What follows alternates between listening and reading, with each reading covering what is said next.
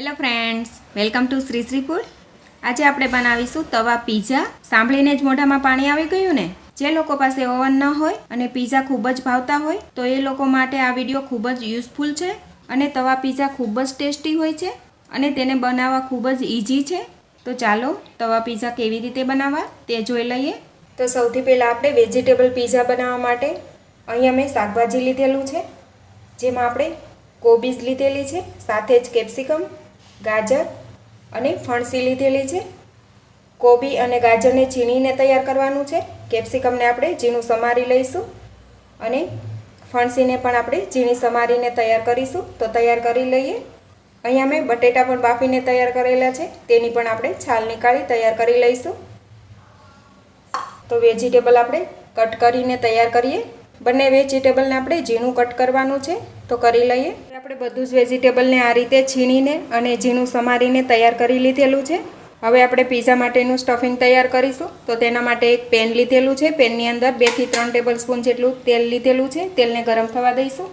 હવે તેમાં આપણે થોડી હિંગ નાખીશું, ફણસી નાખીશું. આ રીતે ફણસીને આપણે એકદમ ઝીણી કાપીને લીધેલી છે. ફણસીને આપણે થોડી સાતળી લઈશું.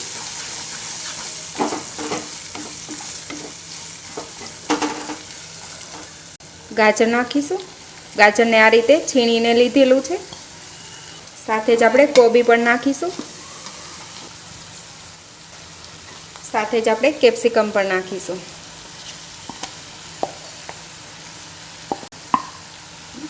આદુ મરચી નાખીશું. 1.5 ચમચી આપણે આદુ મરચાંની પેસ્ટ લીધેલી છે. તમને જે રીતે સ્પાઇસી જોઈએ એ રીતે તમે લઈ શકો છો. સ્વાદ પ્રમાણે નમક પણ ઉમેરીશું. 1 ચમચી જેટલી ખાંડ પણ ઉમેરીશું. હવે આપણે બધું સારી રીતે મિક્સ કરી લઈએ.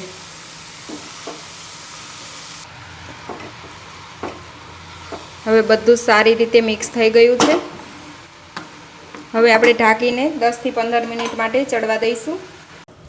હવે આપણે આ મસાલો ચડી ગયો છે, તો એકવાર મિક્સ કરી લઈએ.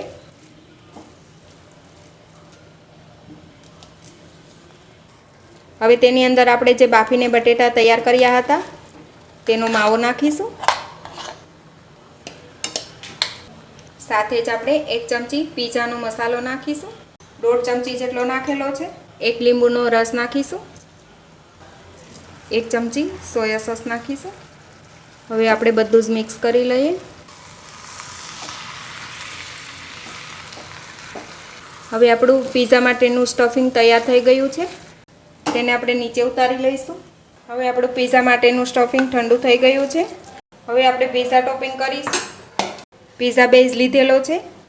અત્યારે મેં રેડી પીઝા બેઝ હોય તે જ લીધેલો છે. હવે તેના ઉપર આપણે પીઝા સોસ લગાવીશું. હવે આપણે આ રીતે પીઝા બેઝ ઉપર પીઝા સોસ લગાવીશું. હવે તેના ઉપર જે આપણે મસાલો તૈયાર કરેલો છે તે મૂકીશું. જે રીતે તમને ભાવે એ રીતે તમે સ્ટફિંગ પાથરી શકો છો. આ રીતે આપણે મસાલો બેઝ ઉપર સ્પ્રેડ કરી દઈશું. મોઝરેલા ચીઝ ઉપર નાખીશું. પ્રોસેસ ચીઝ નાખીશું આ રીતે ખમણીને. તેને પણ આપણે આ રીતે ફેલાવી દઈશું. ચીલી ફ્લેક્સ સ્પ્રિંકલ કરીશું. ઓરેગાનો સ્પ્રિંકલ કરીશું.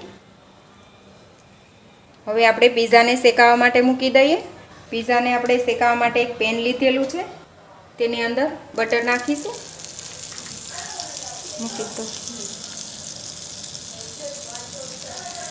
તૈયાર કરેલો પીઝો મૂકીશું. હવે ઢાંકીને આપણે નીચેથી ક્રિસ્પી થવા દઈશું. ત્યાં સુધી રહેવા દઈએ. પીઝાને આપણે ચેક કરી લઈએ.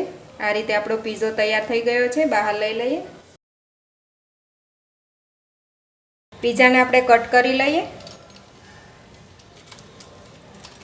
આ રીતે આપણે ટ્રેંગલ કટ કરીશું.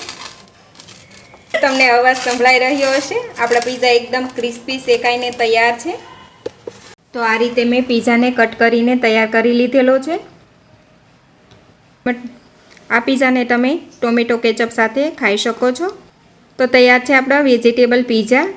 તો તમે પણ ફ્રેન્ડ્સ આ રીતે સ્ટફિંગ બનાવી અને એકવાર પીઝા જરૂરથી બનાવજો. ત્યારબાદ મને કમેન્ટ કરીને જરૂરથી જણાવશો કે તમારા પીઝા કેવા બન્યા.